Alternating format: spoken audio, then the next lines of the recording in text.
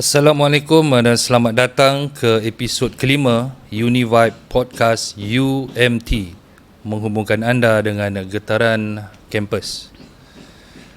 Pada 1 hari bulan 10 2024 baru-baru ni, UMT telah menerima seramai 1,688 pelajar baharu bagi semester 1 untuk sesi akademik 2024 dan 2025, manakala pada 6 Oktober ataupun 6 hari bulan 10 tahun 2024, UMT juga telah menerima pelajar-pelajar senior yang telah mendaftar dan menyambung pengajian seterusnya untuk semester berikutnya. Dan Alhamdulillah pada hari ini saya bersama rakan saya Puan Nafisah binti Abdul Rahman yang akan membicarakan berkenaan dengan penjadualan kuliah, pendaftaran khusus dan rekod pengajian pelajar di Universiti Malaysia Terengganu. Jadi sebelum kita terus, kita kupas berkenaan dengan tajuk pada hari ini, adalah baiknya saya baca sedikit latar belakang akademik beliau. Dan beliau telah berkhidmat di UMT bermula pada tahun 2004, awalnya di Pejabat Keselamatan UMT dan seterusnya bertugas di Pusat Teknologi Maklumat pada tahun 2007 dan kemudian di bahagian pengurusan akademik bermula pada tahun 2011 hingga tarikh hari inilah, hingga sekarang ni. Beliau mempunyai kelulusan ijazah sarjana muda sastra daripada Universiti Melaya dan merupakan saya lihatlah merupakan pegawai yang sangat berdedikasi lah menguruskan urusan akademik di UMT, selain mempunyai pengalaman yang sangat luas lah dalam urusan akademik. Jadi sebelum untuk mengenali lebih lanjut lagi lah rakan saya ni ataupun tetamu pada hari ini, saya mohonlah supaya Nafisah boleh kongsi dengan audiens di luar sana sedikit latar belakang. Okay, terima kasih Encik Zul. Saya memang bermula bertugas di UMT bermula tahun 2004, di mana masa tu saya berada di bahagian keselamatan lah, dan selepas tu saya di Pusat Teknologi Maklumat yang sekarang ni dikenali sebagai Pusat Ekosistem Digital. PED Ya, PED selama 3 tahun, dan seterusnya datang ke bertugas di akademik lah bermula 2011 sehingga sekarang, dan hampir 13 tahun lah bertugas di bahagian akademik, di mana saya bermula dengan seksyen pengambilan selama setahun. Selepas tu saya bertukar kepada seksyen convocation juga selama setahun, dan seterusnya saya ditukar pula ke seksyen peperiksaan dan pengijazahan selama 8 tahun. Oh, pengijazahan 8 tahun. Ya, 8 tahun.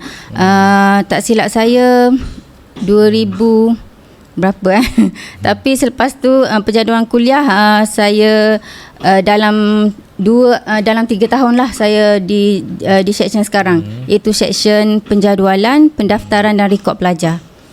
Okey. Itu sajalah kot. Saya kalau ikutnya saya berasal daripada Kuala Berang lah, Cik Zul. Oh, satu kampung dengan Cik Saiful? Ya, satu kampung. Dan saya pun memang berulang-alik dari Kuala Berang lah untuk datang ke daripada UMT. Daripada Kuala Berang ke kampus berapa? Dalam 45 minit lah. Sejam jugalah. Ya, lebih kurang lah. Okey, terima kasih atas pengenalan tadi. Mungkin kita lihat baru-baru ni pun Alhamdulillah kita telah menerima ramai pelajar-pelajar baru, seramai 1,688 orang pelajar. Jadi mungkin dengan jumlah pelajar yang ramai ini, dari segi urusan akademik juga semakin mencabar. Dan kalau lihat core business Nafisah ni menjurus kepada penjadualan kuliah, yang pastinya urusan penjadualan kuliah ni perlu dirancang dan diuruskan lebih awal sebelum kita menerima pelajar-pelajar baru. Bukan saja pelajar baru, tapi untuk pelajar-pelajar yang senior juga perlu diuruskan lah dari segi penjadualan kuliah. Jadi untuk operasi, perancangan dan pelaksanaan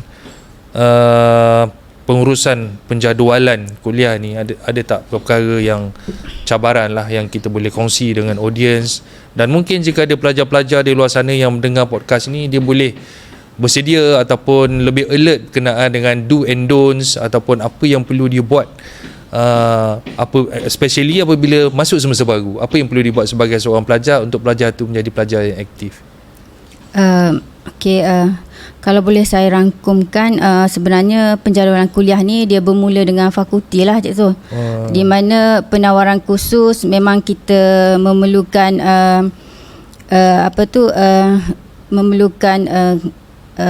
tindakan daripada fakulti. Di mana penawaran khusus ni dia sebenarnya bermula dengan skema pengajian pelajar lah. Kalau pelajar dengan program, contoh di Fakulti Sains Perikanan, maknanya fakulti FPSM lah yang akan mengeluarkan penawaran tersebut. Senarai tawaran. Ya, senarai tawaran setiap semester. Di mana jika penawaran tu telah berlaku di fakulti, di mana semakan telah dibuat dan ketua program dan juga Timbalan Dekan telah mengesahkan penawaran tersebut dan juga skema yang pelajar guna pakai, kita di bahagian akademik ni akan memproseslah penjadualan tersebut, dan di mana proses penjadualan ni agak mencabar jugalah kepada bahagian kami, kerananya dengan sekarang kita tahu pelajar semakin bertambah, dan kita pun UMT sendirilah perlu bersedia juga dengan bilik-bilik kuliah yang perlu ditambah lah, sebab penjadualan dengan pelajar yang bertambah dan juga program yang bertambah, kursus-kursus yang bertambah. Jadi bila kita proses penjadualan tersebut, kita mengalami sedikit masalah bila jadual tidak dapat dikeluarkan, kursus tidak dapat dijadualkan, di mana bilik yang tidak kadang-kadang bilik tidak available. Tidak available. Dan ada juga berlaku pertindihan di jadual antara pensyarah dan pelajar. Jadi di mana kami perlu membuat penelitian yang tinggilah di situ. Di mana walaupun sistem sudah membantu, tapi sebagai orang yang bertanggungjawab yang membuat jadual, perlu satu semakan yang teliti jugalah. Sebab kadang-kadang bila sistem tidak dapat jadualkan, kita perlu melihat secara extra manual lah. Untuk itu. Maknanya untuk fix perkara yang di luar jangka tu memang perlu manual. Ya, perlu manual. Ya. Walaupun sistem in place. Betul. Jadi biasanya apa ada tak pernah berlaku ada senarai khusus ataupun subjek-subjek yang ditawarkan oleh fakulti tu tidak dapat dijadualkan disebabkan oleh kekangan ruang ataupun bilik kuliah? Pernah berlaku tak perkara itu? Alhamdulillah setakat ni kita masih berjaya lah, Cik Zul. Ya. Sebab dengan sedikit dengan pengalaman lah staf di bahagian saya, di mana kita boleh bila kita tak dapat jadualkan, kita cuba berbincang lah dengan fakulti macam mana strategi. Mungkin kita boleh selotkan dengan beberapa cara, dan bila ada satu persetujuan antara fakulti, kita akhirnya berjaya jugalah untuk jadualkan. Untuk selotkan selotkan ruang tertentu. Mengikut ruang yang kita sedia ada lah. Berdasarkan jadual-jadual yang lepas ni, kelas hanya berlaku di siang ataupun ada juga di waktu malam kuliah? Untuk sekarang kita siang saja, dari pukul 8 sehingga pukul 6. Memang tak pernah dijadualkan di waktu malam lah. Alhamdulillah sekarang ni kita masih boleh selotkan pada waktu siang. Ya. Kalau ada pun mungkin untuk kelas-kelas lain lah kot, kelas-kelas khas. Kalau inisiatif daripada pensyarah lah tu agaknya. Betul. Kalau ada yang memang ada perlu malam tu, dia kena dapatkan kelulusan jugalah. Dari segi penentuan ruang tu, adakah sistem allocate ruang berdasarkan senarai khusus tu untuk tentukan ruang di tingkat 1, 2, 3, ataupun ada request daripada pensyarah, ataupun kita lihat dari segi jumlah pelajar yang paling ramai berada di ground floor first floor, second floor ataupun macam mana dari segi penentuan tu? Penetapan atau penentuan tu sendiri sebenarnya tiada, sebab kita berasaskan bilangan pelajar bagi kursus tersebut. Katakan kalau 80, kita akan cari bilik yang lebih besar lebih besar ataupun boleh fix the number lah. Okey, tapi ada juga kita melihat kepada beberapa permohonan lah, macam contoh kita tidak mengabaikan pelajar OKU. Jika ada pelajar OKU yang memerlukan aras bawah, kita akan tengok lah. Dan juga jika ada pensyarah yang mengalami masalah kesihatan. Betul. Kita cuba untuk bantu. Kalau yang kelas bangunan yang tidak ada lift tu, memang kita bantulah untuk tempatkan di aras bawah yang mana sesuai. Dari segi alat bantuan pengajaran di dalam bilik-bilik kuliah ni akan sentiasa diselenggara oleh pihak pembangunan. Ya, pembangunan. Jadi mungkin sebelum ni telah berlaku penyelenggaraan tu. Betul. Jadi mana setiap sebelum semester baru bermula, pihak PPH akan melaksanakan penyelenggaraan, dan penyelenggaraan ni sebenarnya dibuat secara berkala. Betul. Okey, baik. So bila saya dengar berkenaan dengan cabaran tu, tak semua orang tu boleh mencapai pengurusan penjadualan kuliah ni, sebab dia memerlukan skill yang ekstra, especially untuk yang untuk fix yang manual tu lah.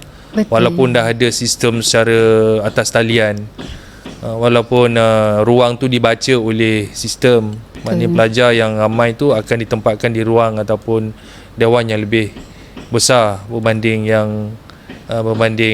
jumlah kursus ataupun pelajar yang sedikit. Jadi untuk facilities bilik kuliah ni hanya menggunakan satu bangunan ke ada bangunan lain selain yang sekarang ni? Sekarang kita ada yang utamanya adalah komplek kuliah pusat lah, dengan UMTCC. Lepas tu kita ada juga di bangunan fakulti yang mana diserahkan kepada centralized lah di bawah Kapasiti untuk KKP, komplek kuliah berpusat tu, berapa dia punya jumlah? Saya kurang pasti. Mungkin dalam ada 5,000 ada? One time. Tak sampai. Ya. Tapi dia ada dalam, ada berapa banyak bilik? Dia ada dalam 60. Kita untuk jadual ni kita ada dalam lebih kurang 60 bilik kuliah. Di KKP? Di KKP saja dalam 30-40 macam tu. 30 ke 40. Di yang tempat lain lah, UMTCC dalam 20. macam tu lah. Tapi kita ada juga di bangunan fakulti jugalah. Ada juga? Ya, ada juga. Beberapa sahajalah. Penetapan bilik kuliah ni ditentukan oleh bahagian akademik, ditentukan oleh sistem lah. Maknanya bahagian akademik akan uruskan berkenaan dengan penyelarasan tu. Bagaimana pula untuk penetapan amali, bilik-bilik amali? Bilik-bilik amali memang kita serahkan sepenuhnya kepada fakulti. Di mana jadual pun dia orang dah sediakan awal. Dah sediakan awal. Cuma kita masukkan dalam sistem jadual kita lah untuk pelajar mendaftar nanti.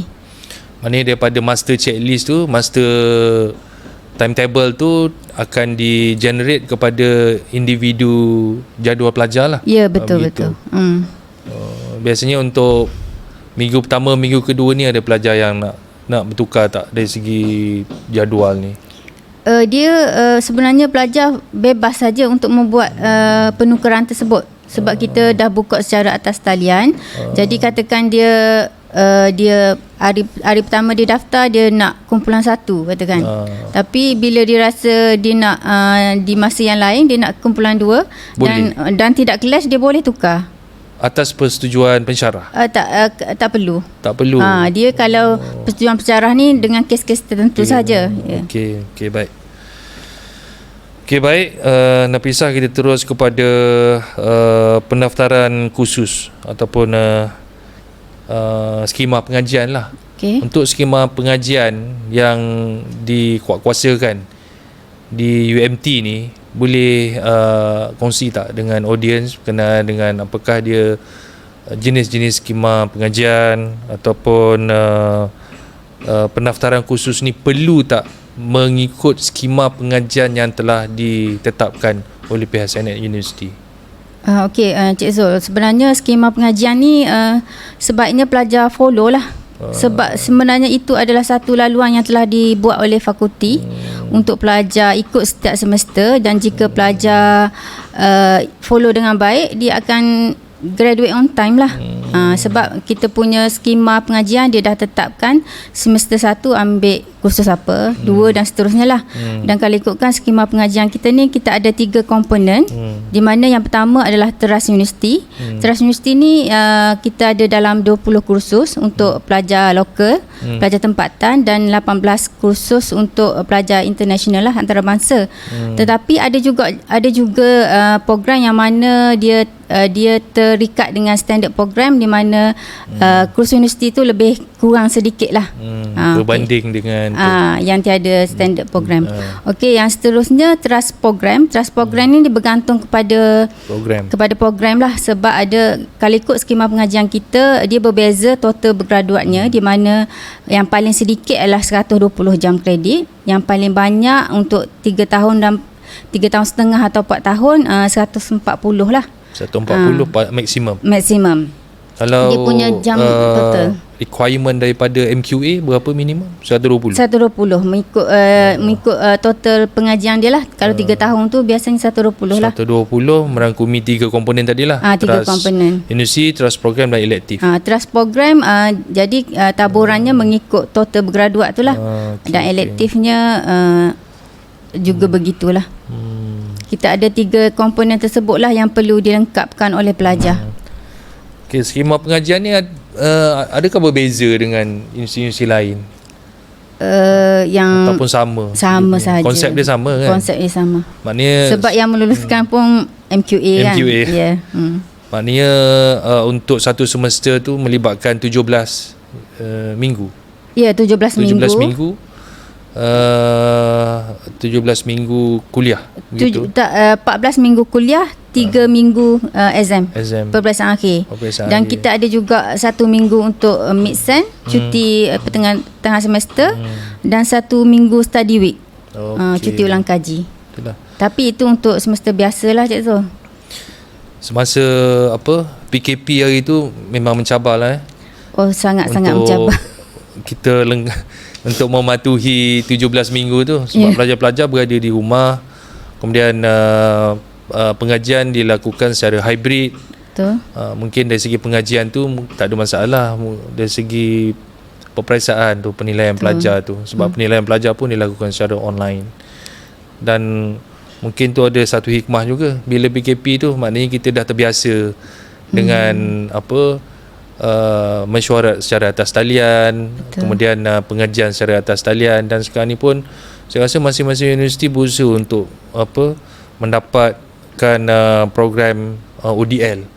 Kan, ODL yang kita akan tawarkan kepada pelajar-pelajar di luar sana lah kan, secara atas talian sepenuhnya.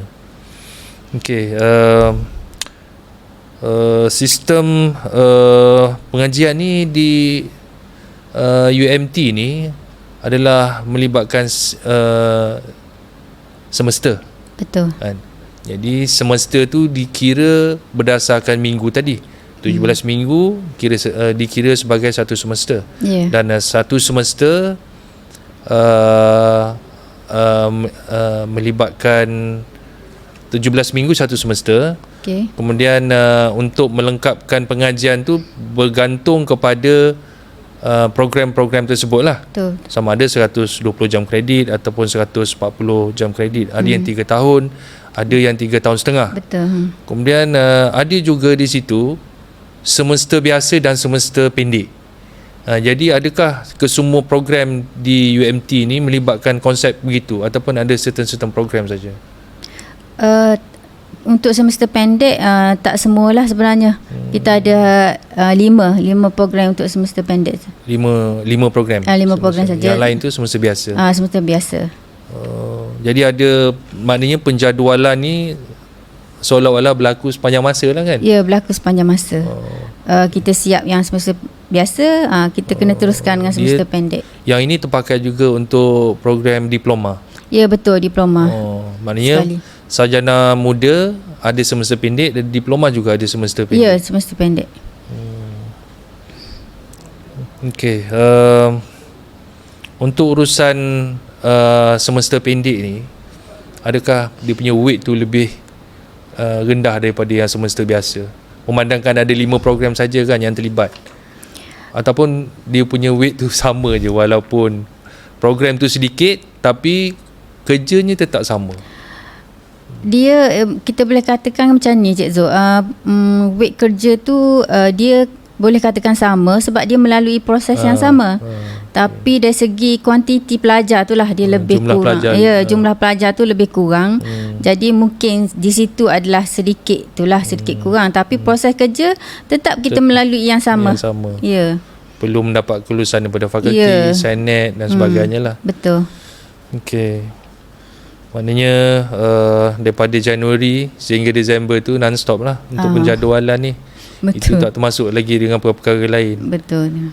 Okey. Maknanya memang staff di bawah Nafisah ni memang betul-betul dedicated lah. Terlatih untuk, sebab dia perlu mungkin kes ni bukan berlaku secara bulanan, banyak kes secara harian yang perlu diselesaikan pada hari berikutnya kan.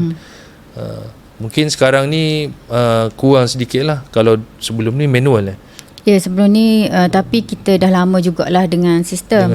Ya. Dan sistem kita pun dah agak stabil lah. Okey. Okey, kita teruskan lagi kepada status pengajian pelajar. Kan? Ya. Banyak